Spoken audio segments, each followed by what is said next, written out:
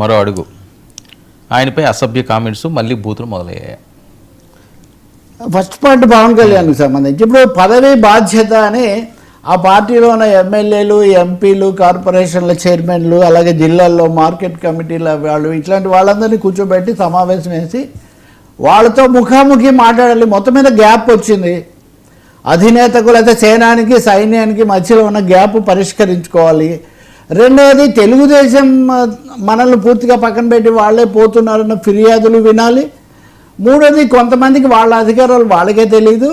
చాలా కీలకమైన పదవులు ఇస్తే కూడా వాళ్ళు చాలా నెమ్మదిగా వ్యవహరిస్తున్నారు. కాబట్టి రెండు నేర్పించాలి. ఇది మిత్రపక్షంగా అక్కడ కూటమిలో సభ్యత్వం ఉన్నటువంటి భాగస్వామిగా ఉన్న పార్టీగా మనం నిలదొక్కుకోవాలి. అదే సమయంలో తప్పుదోవ పట్టే వాళ్ళను అరికట్టాలి. మూడవది, మన పార్టీ విస్తరణ దీనికోసం కూడా ప్రయత్నం చేయాలి. మనది కొత్త పార్టీ, అంటే జనసేన. జనసేన కొత్త పార్టీ కాబట్టి ఈ విషయంలో అనుభవం కానీ ఒక స్పష్టత, క్లారిటీ ఇంకా పెరగాల్సిన అవసరం ఉంది. కాబట్టి పవన్ కళ్యాణ్ ఒక స్పష్టమైన ఇవ్వదలుచుకున్నారు. ఆ ఇచ్చేటప్పుడు కీలక పాత్ర వహించే ప్రజాప్రతినిధులు, మంత్రులు, అలాగే కింద ఉన్నటువంటి ఈ వివిధ స్థాయిలో ఉన్న కమిటీల సభ్యులు వీళ్ళందరినీ కూడా ముఖాముఖి మాట్లాడాలని పెట్టారు. అక్కడ బహుశా ఆయన రెండు కూడా ఏమీ మినహాయింపు లేకుండా మీరు నిలదొక్కోండి, ప్రజలకు ఏది మంచిదో పార్టీకి ఏది మంచిదో అది చేయండి తప్ప ఇంకెవరికో మీరు లోబడిపోవాల్సిన అవసరం లేదు. అలాగే మీ వ్యక్తిగతమైనటువంటి వ్యవహారాలు వీటిని కలగాపలగం చేయకూడదని బహుశా నేను అనుకుంటాను. సామాజిక సమీకరణం కూడా కొంచెం ఈ సమయంలో మన సంబంధాలు ఎలా ఉంటాయి ఇదంతా చూసే ఒక అవకాశం ఉంది. మొన్న ఎమ్మెల్యేలతో సమావేశం తర్వాత ఇది విస్తృతమైన ఎక్స్టెండెడ్ అని అనుకోవాలి. ఈ విధంగా వాళ్ళ యొక్క power base, power star power బేస్ను పెంచుకునే ఒక ప్రయత్నం చేస్తున్నట్టు కనిపిస్తుంది. మూడోది, ఆయన మీద ప్రత్యర్థులు కూడా చేసే పెద్ద విమర్శ ఏంటంటే ఎంతసేపటికి చంద్రబాబు గారిని బలపరచడం, 15 ఏళ్ళు ఉండాలని చెప్పటం. అంటే వాళ్ళు మిస్ అయ్యే పాయింట్ ఒకటే, 15 ఏళ్ళు ఉండాలని చెప్పేటప్పుడు మనం కూడా ఉండాలని చెప్తున్నాడు ఆయన కేవలం చంద్రబాబే ఉండాలి అని అనేది కాదు, మనము ఉండాలి, వాళ్ళు కూడా ఉండాలి. కూటమిగా అయితే ఉంటాం, లేకపోతే ఉండం. ఒక్క ముక్కలో చెప్పాలంటే కలిసి పోటీ చేస్తే, కలిసి పనిచేస్తే మన ప్రభుత్వం ఉంటుంది, లేకపోతే లేదనే మెసేజ్ చెప్పడానికి ఆయన ప్రయత్నం చేస్తున్నట్టు కనిపిస్తుంది. ఖచ్చితంగా ఆయన ఈ మెసేజ్ అన్నది ప్రత్యర్థులకు, ముఖ్యంగా వాళ్ళకి ప్రధాన ప్రత్యర్థిగా ఉన్న వైసీపీ అనండి, వ్యక్తిగతంగా పవన్ విమర్శకులు కానండి, ఇది మింగుడు పడని విషయం, నచ్చని విషయం కూడా. మొన్న ఆయన తీవ్రమైనటువంటి స్థాయిలో చాలా హెచ్చరికలు చేశారు కదా, వీ హ్యావ్ డిబేటెడ్, అది ఉంది, అదేనా ఇది.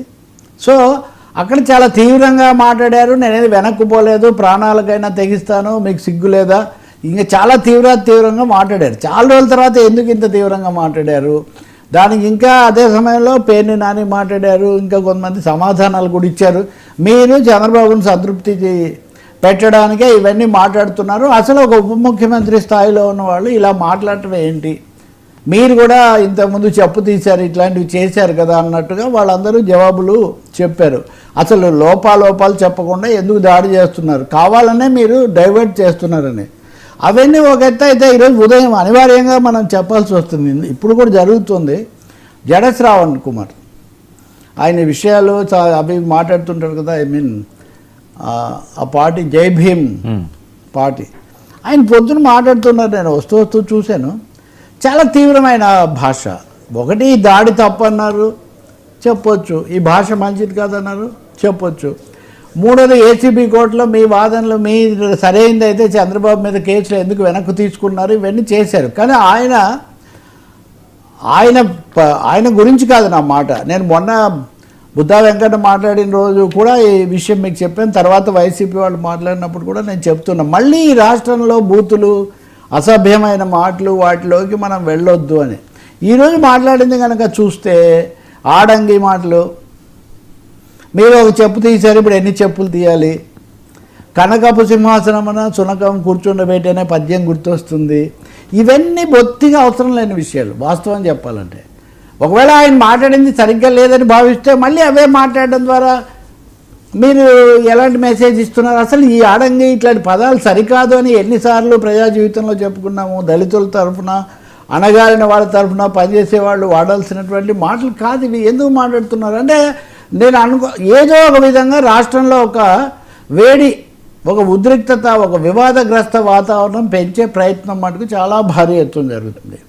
ఎప్పుడైనా లోకేష్ మాట్లాడినప్పుడు కూడా కొన్ని ప్రశ్నలు అదే పనిగా తీసుకొస్తున్నారు కొంతమంది. వాటిని వాళ్ళు చెప్పకపోయినా వీళ్ళు దానికి కవరింగ్ ఇవ్వటం. సో ఈరోజు ఈయన మాట్లాడినవన్నీ కూడా నిజానికి వైసీపీ వాళ్ళు కూడా ఇంత సీరియస్గా మాట్లాడాల. మరి ఆ పని చేస్తారని ఆగారేమో నాకు తెలియదు, కానీ ఈయన చాలా సీరియస్గా ఇంకా మాటలు వాటి అన్నిటినీ కూడా మళ్ళీ ఎలాగో మళ్ళీ వీళ్ళు దానికి జవాబిస్తారు. కానీ ఈ భాషలోకి మళ్ళీ ఒక వివాదాస్పదమైన లేకపోతే అసభ్యమైన అసహన భాషలోకి వెళ్తే మటుకు రాష్ట్రానికి ఏమాత్రం